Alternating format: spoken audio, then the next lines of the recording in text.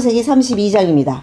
야곱은 하나님의 도우심으로 라반에게서 완전히 벗어나 가나안 땅으로 돌아왔지만 해결해야 할 중요한 일이 하나 더 남아 있습니다. 그것은 형 에서와 화해하는 문제입니다. 그래서 야곱은 형 에서가 두려워 하나님께 간절하게 기도했습니다. 그러나 기도한 후에도 야곱은 하나님을 의지하기보다는 자기 힘으로 해결해 보려고 안간힘을 썼습니다. 그래서 밤새 생각해낸 방법이 형 에서에게 보낼 선물을 셋으로 나누어 앞서 보낸 것입니다. 자기의 많은 재산, 물질로 형의 마음을 녹여보려는 계산이었습니다. 그리고 4명의 아내와 12명의 자녀, 모든 소유도 야복나루를 먼저 건너게 했습니다. 지금 야곱은 홀로 남았습니다. 바로 이때 어떤 사람이 씨름을 걸어옵니다. 그 사람은 하나님의 사자였습니다. 야곱을 꺾어보려 했지만 야곱은 결코 지려고 하지 않았습니다.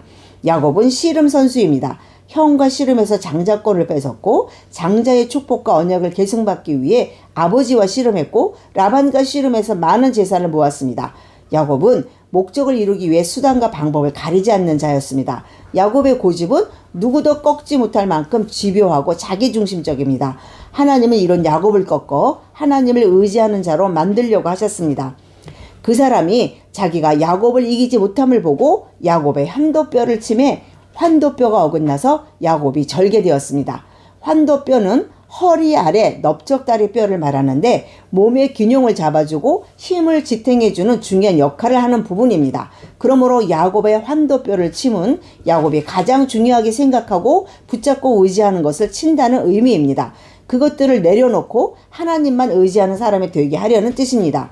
날이 새려고 하자 야곱은 당신이 내게 축복하지 않으면 못 간다고 붙듭니다. 이에 대해 호세아 선지자는 설명해 줍니다. 야곱은 모태에서 그의 형의 발꿈치를 잡았고 또 힘으로는 하나님과 겨루되 천사와 겨루어 이기고 울며 그에게 간구했다고 합니다. 야곱은 자기 육체의 힘과 방법으로 안됨을 깨닫고 하나님께 매달리기 시작한 것입니다. 내 이름이 무엇이냐고 묻자 야곱이라고 대답합니다. 하나님은 이름을 바꾸어 주셨습니다. 다시는 야곱이라고 부르지 말고 이스라엘이라고 하라. 왜 이름을 바꾸어 주셨을까요? 야곱은 속이는 자입니다. 나쁜 뜻이지요. 그래서 이사야 선지자는 너 버러지 같은 야곱이라고 말합니다. 이런 야곱을 하나님은 귀한 이름 이스라엘로 바꾸어 주셨습니다. 이스라엘이란 이름은 하나님을 이긴 자라는 뜻입니다. 하나님이 그의 기도를 들어주신 것입니다. 힘이 없어서가 아니라 씨름에 져 주신 것입니다. 마치 부모가 자녀에게 져 주시는 것과 똑같습니다.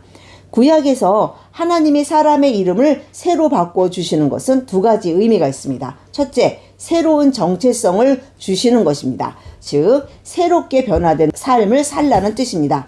이제까지 사람들과 씨름하며 자기 힘, 자기 꾀, 자기 경험, 자기 재산을 의지하며 살던 방식을 내려놓고 하나님의 통치받으며 새롭게 살라는 의미입니다.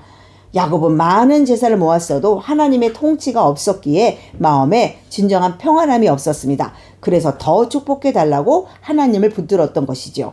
하나님의 통치를 받으며 사는 것이 진정한 축복입니다. 둘째, 이름을 바꿔주시는 것은 언약을 주신다는 뜻입니다. 아브라함에게 주신 메시아 언약을 이루기 위해 야곱 한 사람을 통해 이스라엘이라는 민족, 한 국가가 생기게 됩니다. 만약 분이엘에서 이름을 바꿔주시는 축복이 없었다면 어떤 일이 일어났을까요? 야곱의 12아들 중에서 한 사람만 아브라함의 메시아 언약을 계승받아 여자의 후손이 되고 나머지 11아들은 자동으로 유기되어 뱀의 후손이 될 것입니다. 그런데 야곱이 이스라엘이라는 이름을 받고 12아들이 모두 야곱에게 속한 이스라엘 사람이 되었습니다. 그들은 12지파의 족장이 되고 그들의 후손은 이스라엘 민족이 되는 것입니다. 그래서 분이엘은 이스라엘 민족의 산실이라고도 말합니다. 그러므로 야곱이 20년 만에 가나안으로 돌아가는 이때 하나님과 씨름하면서 이스라엘이라는 새 이름을 받은 일은 큰 사건입니다. 이스라엘은 구원자 예수 그리스도가 탄생할 민족이므로 이제부터 하나님 나라는 이스라엘의 12지파 위에 세워간다는 것이 하나님의 구원 계획입니다.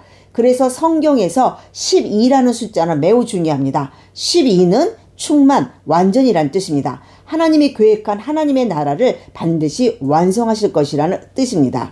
신약에서 예수님은 제자들을 부르실 때 11명도 아니고 13명도 아닌 12명의 사도를 선택했는데 이는 구약과 상관이 있기 때문입니다.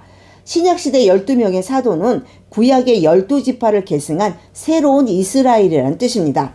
그래서 유다의 배신으로 11명이 되었을 때 마띠아를 뽑아 12명의 숫자를 채운 것입니다. 하나님 나라는 예수님이 다시 오심으로 완전하게 이루어질 것입니다. 야곱이 이스라엘이라는 이름을 얻은 사건은 큰 은혜입니다. 그는 하나님을 믿고 언약의 중요성을 알면서도 온전하게 의지하지 못했고 항상 자기 힘과 세속적 방법으로 목표를 이루려는 사람이었습니다. 그런 사람을 하나님이 찾아오셔서 이스라엘이라는 새 정체성을 주시고 이스라엘로 살게 하겠다고 언약해 주셨습니다. 그는 완전하게 변한 새로운 신분의 사람이 되었습니다. 이것은 야곱만의 이야기가 아닙니다. 나의 이야기, 우리의 이야기입니다. 우리는 예수님을 믿고 구원받은 하나님의 백성입니다. 매일 기도하지만 야곱처럼 믿지는 않습니다. 매주 예배도 드리지만 하나님을 전적으로 의지하지 않습니다. 하나님을 의지하기보다도 나의 힘과 세속적 방법으로 나의 목표를 추구합니다. 야곱처럼 속이는 자입니다. 버러지 같은 자로 살아갑니다. 여러분은 어떻습니까? 하나님께서 야곱을 찾아오셨듯 여러분에게도 찾아오셨습니까? 여러분에게도 이스라엘이라는 이름을 주셨습니까? 예수님을 믿은 우리는 참 이스라엘입니다. 그리스도인입니다. 여러분도 이 이름의 정체성을 갖고 계십니까? 생각해 보시기 바랍니다. 감사합니다.